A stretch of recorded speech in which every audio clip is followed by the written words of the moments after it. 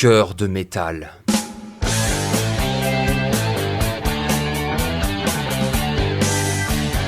Épisode 6. Road trip improvisé.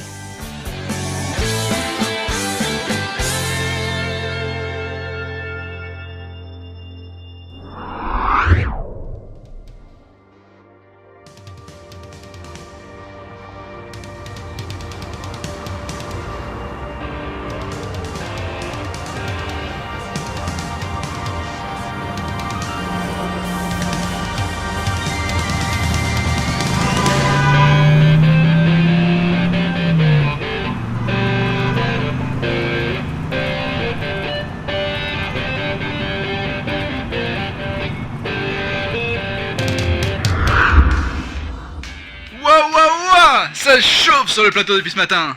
Plus que 2 jours avant le lancement de la Coupe d'Espérance de rugby. Et autant dire que c'est l'effervescence. Et ouais, c'est la folie. Toutes les places ont déjà été vendues. Et toute la nouvelle Prague va pouvoir profiter du spectacle en retransmission gratuite. Une Coupe du Monde qui se résumera en un seul match. L'épreuve d'espérance contre les ouvriers de la forge. Les intellos contre les cols bleus. La lutte des classes qui devient la lutte des muscles.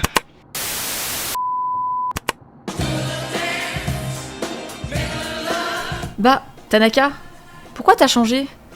Vous allez parler de mon frère? Je suis désolé Johanna, mais j'en ai marre. Du matin au soir, rugby, je sature. Là, je commence à saturer. T'en fais pas. Dans 2 jours, c'est fini. Et tu crois que t'auras bouclé ton enquête avant? C'est pas sûr, hein. On avance, mais c'est lent. Genre super lent. Et ton interrogatoire, hier, alors? Justement, c'est là que ça se corse. Kuznetsov, le boss des ingénieurs de la Géanguille Mogia, m'a donné beaucoup d'infos. Perso, je pense que Kieman et Romano ont piégé le robot du couple Cardan-Westermark. Pour protéger Camille la dépressive de son mari, c'est ça? Ouais, les 2 vieux étaient très potes avec le père de Camille. Mais rien ne prouve pour l'instant qu'ils soient directement impliqués dans cet incident. Et Friedrich, il en pense quoi? Friedrich, Ah, vous vous êtes engueulés? non, mais ça va pas tarder. Divergence de point de vue? Incompétence surtout. Le mec a passé ses derniers jours à feuilleter le dossier psychiatrique de Camille la dépressive. Et en plus, sans deck. Il est censé la connaître vu que c'est lui qui la gérait quand elle faisait des conneries. Eh bien, Monsieur Friedrich n'a pas été foutu de me tenir informé de la proximité entre cette fille de riche et mes 2 suspects. C'est Kuznetsov qui m'a filé le tuyau. Sérieux quoi? Ouais, je vois. Petite coquille. Grosse coquille, tu veux dire. Ah, le commissariat. T'embête pas. Garde-toi à l'entrée.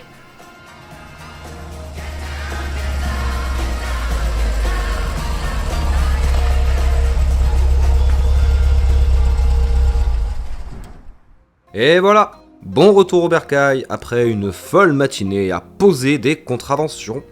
Merci pour la balade. On picole au 1v1 ce soir? Allez, je finis mon service et j'y serai en fin d'après. Nickel. À tout à l'heure. Ah et Johanna, par rapport à Friedrich, vas-y mollo quand même. Non, Tanaka. Pas cette fois.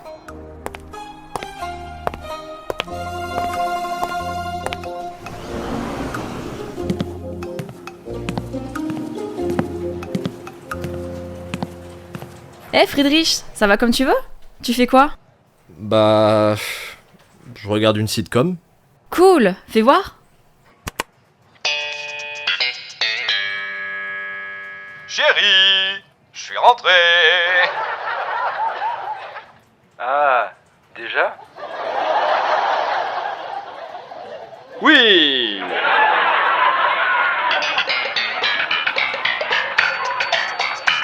Ok, ça me saoule. Eh mais tu fais quoi là? Tu peux m'expliquer pourquoi il a fallu que Kuznetsov me balance hier ce sur quoi tu es censé bosser depuis 3 jours? Johanna, suis désolé. J'ai tout épluché. Je n'ai rien trouvé qui relie Romano et Keman à Camille Westermark. Kuznetsov m'a dit que ce sont pourtant ces deux-là qui ont payé sa désintox. Quoi qu'il ait pu nous dire, c'était pas précisé sur son dossier. Écoute, Johanna.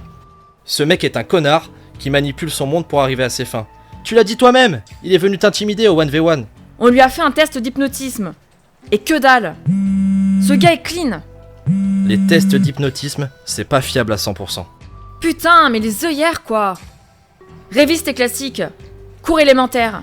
Histoire post-sectaire. Chapitre émeute de Paris. Les armes hypnotiques laissent toujours dans les yeux une marque indélébile du viol mental que leur lueur rouge fait subir à leurs victimes. Johanna, sérieux? Les senseurs optiques de Samy sont équipés pour détecter ce genre de séquelles. Même la plus infime. Ok, tu veux jouer à ça? Tiens, voilà tout le dossier que je me suis farci. Super, de la lecture en pagaille. Fais voir ton Silmarillion. Alors, il est où le rapport psychiatrique de Camille Westermark? Salut Friedrich. Salut Johanna. Salut Lucas. On est occupé. Pardon, les jus vous saluer en partir, c'est bon.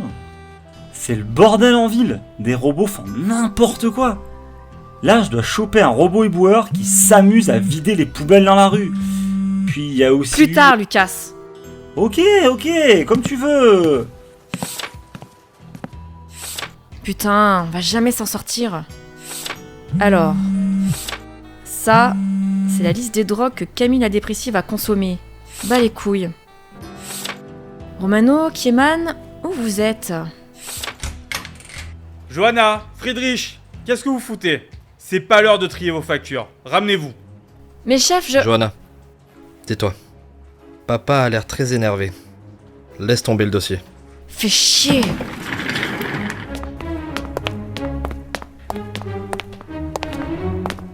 Bien, vous connaissez déjà Monsieur Kuznetsov. Et comment?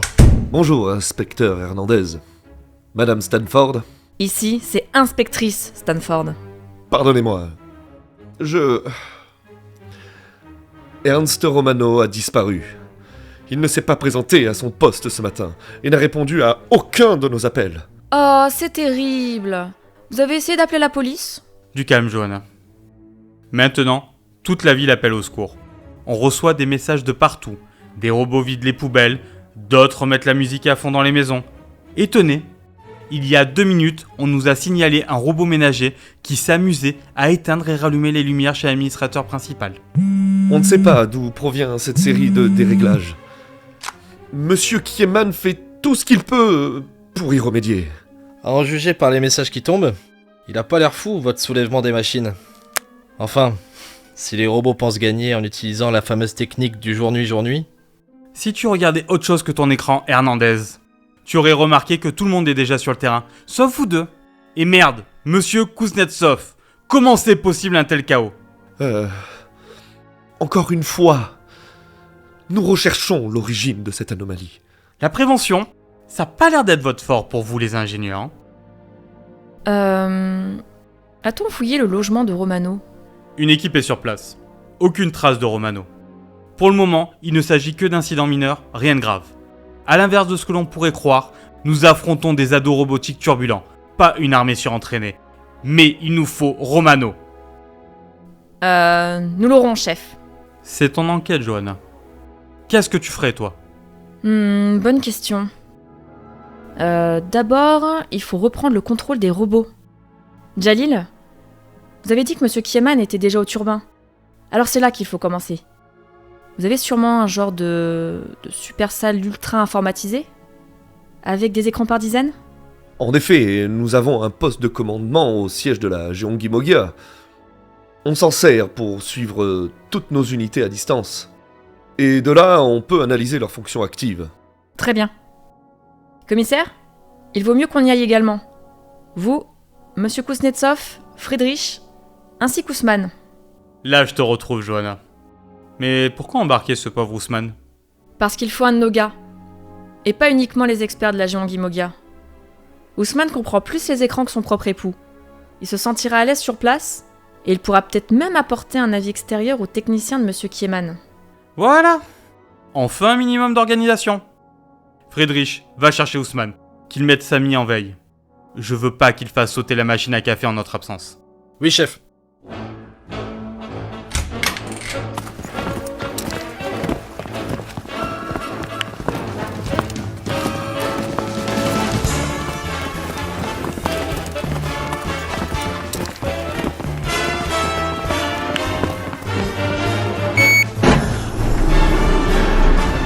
Oui. Faites passer le message. Une seule consigne. Éteindre tous les robots en ville. Les mecs de la Gyeonggi Mogia sont dans le jus complet. Très bien. En voiture tout le monde. Oh, c'est génial! On va trifouiller les ordi de la Gyeonggi Mogia! J'ai trop hâte! Alors, monte en vitesse, Ousmane. Attends, Johanna. Papa veut que t'ailles dans la deuxième bagnole. Avec Kuznetsov. Quoi? T'es pas sérieux? Bah, c'est ton suspect. Et je pense qu'Amrich le supporte encore moins que toi. Jusqu'au bout. Jusqu'au bout, vous voulez me caser avec le premier intello venu. Bon, ok. On se retrouve au palais. Bon, bah vous me devez une tournée, patron. Elle t'a cru? Merde, j'y crois pas. Bien joué, Friedrich. T'as gagné le droit de rester dans cette voiture et pas celle de l'autre intello.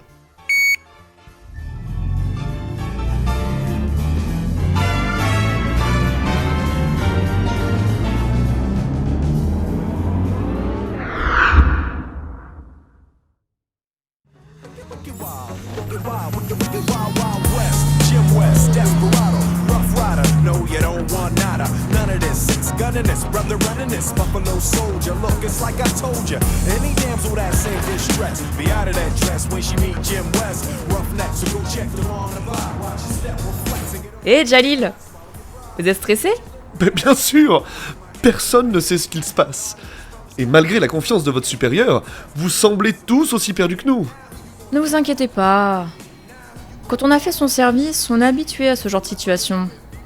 Enfin, pas ce genre-là précisément, hein. Mais vous voyez ce que je veux dire? Johanna, regardez! L'autre voiture s'éloigne. Quoi? Elle a pris à droite. Et nous, on a pris à gauche. Finement observé, Jalil. Oh non. Ça veut dire qu'une chose. Ça veut dire quoi?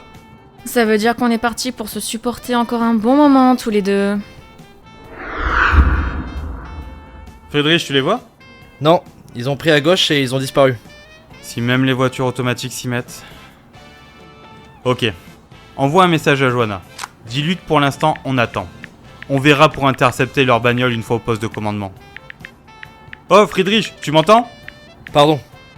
J'envoie juste un message à ma femme avant. Tania? Elle va bien? Ça va. Mais elle me prend un peu la tête en ce moment. Soi-disant que je passe trop de temps en 1v1. Et pas assez avec elle. En même temps, c'est toi qui cherches, hein. Tania est une femme formidable. À sa place aussi, je serais saoulé. Oui, chef. Friedrich, demande à Johanna le numéro d'immatriculation de leur voiture. Ça sera utile. C'est noté. Et aussi, arrête de lourder ta femme pour aller picoler. Putain. J'aurais dû aller dans l'autre voiture.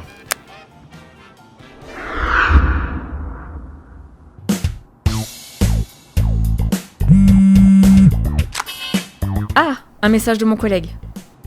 Il discutait avec sa femme. Quel romantique. Il dit quoi? Ils vont nous sauver? Jalil, relax. On n'est pas encore mort. Attendez, faut que je leur envoie l'immatriculation de notre voiture. Mon Dieu, c'est Romano. Il nous a pris en otage. On est piégés. En effet. Tenez, regardez là-bas. Un robot éboueur qui vide une poubelle sur le trottoir. Et tout le monde s'en tape.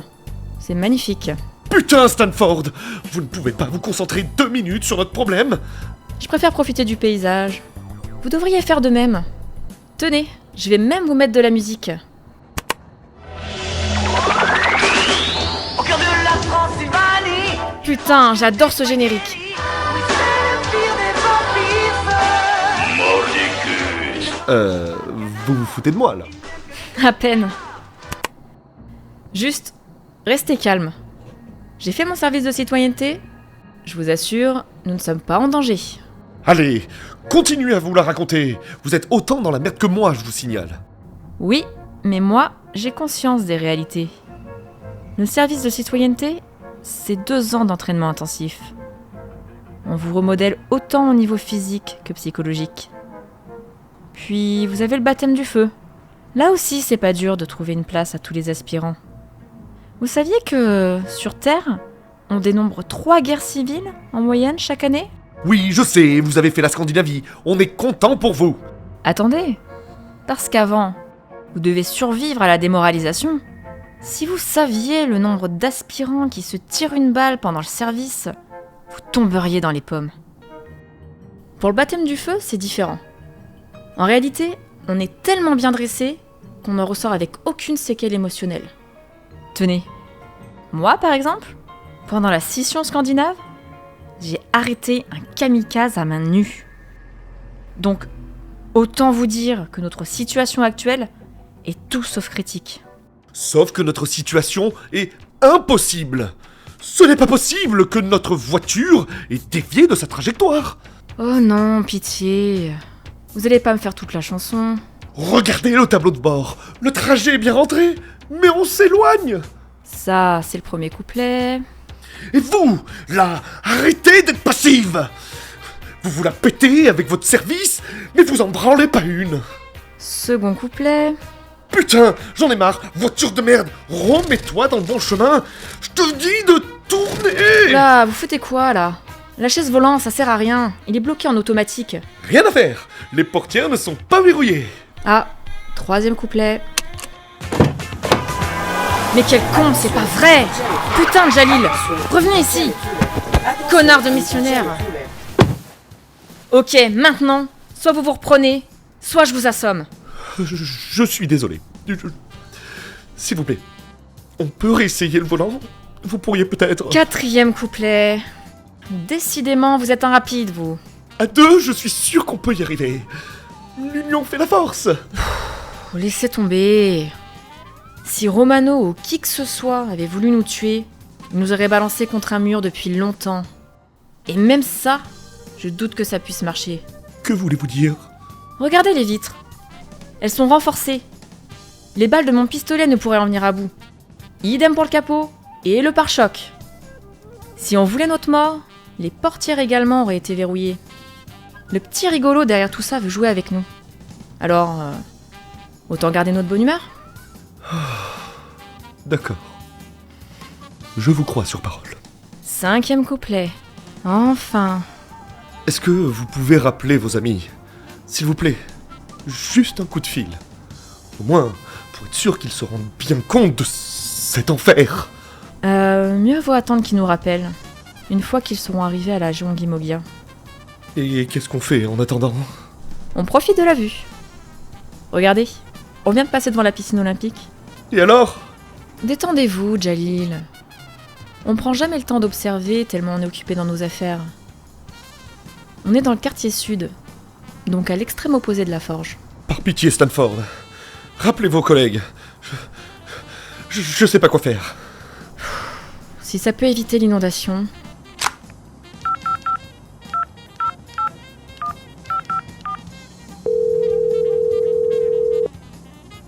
Ouais, Johanna, ça va comme tu veux? Ma foi, on fait une petite visite touristique de la Nouvelle Prague. Il manque juste un guide pour tout nous décrire. Me fais pas croire que ça t'éclate ce genre de truc. Vous êtes où tous les deux? On a passé... Attends, je mets le haut-parleur. On a passé la piscine et on va pas tarder à atteindre la couronne périphérique. Comment va Ousmane? Je vais bien. J'ai trop hâte. Va y avoir plein d'écrans qui font bip et qui font flash. Mais toi, tu t'en sors? Je crains que nous soyons à court d'idées pour nous sortir de là. Dès qu'on arrive au palais, on cherchera à vous localiser. Décidément, même le destin semble vouloir te caser des rencarts, Johanna. Ouais, on dirait bien. Occupe-toi de cette armée de robots en furie. Et ne te fais pas de tracas pour moi. Jalil, pardon, Monsieur Kuznetsov est mon chevalier servant désormais.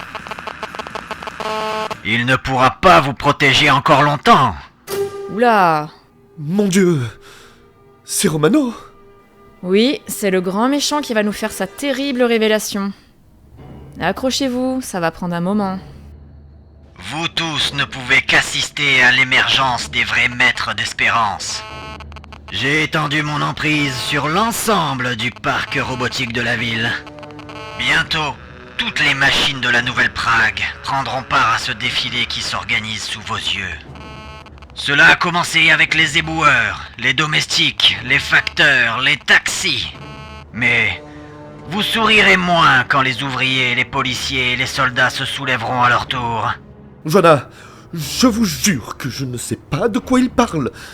Et il est impossible qu'il ait pu fabriquer des robots de combat à l'usine sans se faire remarquer. Je vous entends, Jalil. Vous savez, les plans d'anciens modèles, ça se trouve facilement. Allô, ici le commissaire Amrich, police de la Nouvelle Prague. Alors, monsieur Romano, tout va bien pour vous? Comment ça se passe, la grande révolution des machines? Commissaire, vous n'avez absolument aucune idée de ce qui vous attend. Cette ville va être purgée. Pour l'instant, c'est surtout les poubelles que vous avez purgées, Ernst. Bon, ça suffit. Vous allez lâcher mon agent tout de suite. Merci, papa. Je ne crois pas, commissaire. Votre emmerdeuse d'agent est partie pour une longue balade. Pendant ce temps, les chaînes vont continuer à se briser. Si vous veniez à tenter quoi que ce soit pour me stopper, ou si vous essayez de contacter Madame Stanford encore une fois, je me verrai contraint d'envoyer sa voiture contre un mur. Mais ce n'est pas possible. Non, Jalil, taisez-vous. Ça va être marrant. Vous aurez leur mort sur la conscience, commissaire. Très bien. Vous gagnez, Romano. Joanna, Oui, chef? on lance les paris? À ton avis, combien? Combien de quoi? Chut, c'est vous l'expert, chef. Mais, au vu de la carrosserie, je dirais... 6? Pas mal. Moi, je pars sur 9. Friedrich propose 7. Allez-y, Romano. Explosez mon agent. Joanna, avant de mourir, tu me diras à combien de murs aura résisté votre véhicule. Pauvre fou, je vais vous exterminer. Je contrôle votre voiture. Stanford, bientôt, c'est ton esprit que je contrôlerai. Bon, ça devient chiant. Vous n'avez pas peur que... Bien sûr que j'ai peur. Comme Friedrich et le commissaire. Mais vous l'avez écouté, c'est qu'un pauvre type, votre patron. Sa révolution est naze, ses plans sont caducs, et son monologue est vraiment très mal écrit. Et maintenant? Qu'est-ce qu'on fait? La même chose que je vous répète depuis tout à l'heure. On attend, on profite de la vue, et surtout, on se remet de la musique.